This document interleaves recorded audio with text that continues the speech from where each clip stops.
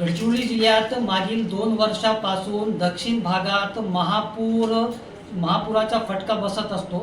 या अगोदर प्रशासन कशा प्रकारे तयारी करते आपण दृश्यामध्ये बघू शकतो। तहसील कार्यालय सिरोंचा इथे सर्व तलाठ्यांची आढावा बैठक सुरू आहे।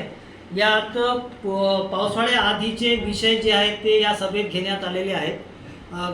गडचिरोली जिल्ह्यातील दक्षिण भागात अहिरी किंवा सिरोंचा या 2 तालुक्यातील जवळपास 40 ते 50 गावे जी आहेत पावसाळ्यात 2-3 वेळा पुराचा फटका बसत असतो।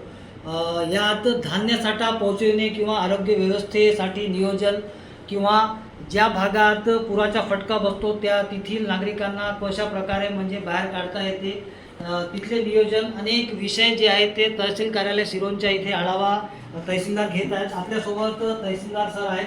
सर, पावसाळ्याआधी जे आहेत नवसंजीवनी योजनेअंतर्गत किती गावांना धान्यसाठा पोहोचवण्यात आला आणि कशा प्रकारे पावसाळ्याआधीची तयारी सुरू आहे? आमच्या इथे सिरोंचा तालुक्यामध्ये नवसंजीवनी अंतर्गत एकूण 34 गावे येतात आणि आजच्या तारखेला संपूर्ण 34 गावामध्ये आमचा 4 महिन्याचा धान्य पुरवठा झालेला आहे। सर, मागच्या 2 वर्षात महापूर गडचिरोली जिल्ह्यातील या भागात बसला होता, तर त्या संदर्भात कशी तयारी सुरू आहे? त्याच्याकरता आम्ही सर्व नियोजन केलेलं आहे। प्रत्येक ठिकाणी एकूण 35 गावात शेल्टर होम तयार केलेले आहेत। आपदा मित्रांची नियुक्ती केलेली आहे। कालच आम्ही आमच्या सर्व विभाग प्रमुखांच्या बैठका झाल्या आहे। प्रत्येकाला सर्व जबाबदारी वाटप केलेली आहे।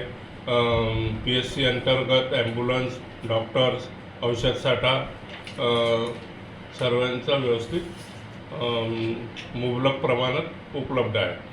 आपण बघू शकतो की 2 वेळा महापुराचा फटका बसला होता। त्यानंतर प्रशासन दक्षिण भागातील अहिरी किंवा सिरोंचा या भागात पावसाळ्याआधी पूर्व नियोजन म्हणून बैठक घेऊन सर्व विभागांचे अधिकारी आणि कर्मचाऱ्यांची संगनमत करून तयारी सुरू आहे आणि धान्यसाठा जे आहे ते जवळपास 34 गावांना 4 महिन्याचा धान्यसाठा जे आहे पावसाळ्याआधीच पोहोचवण्यात आलेला आहे।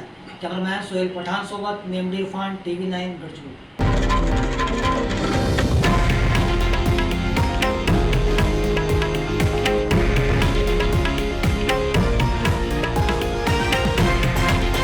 हे आहे देशातील नंबर 1 न्यूज नेटवर्क आणि आपण पाहत आहात TV9 मराठी, एकमेव।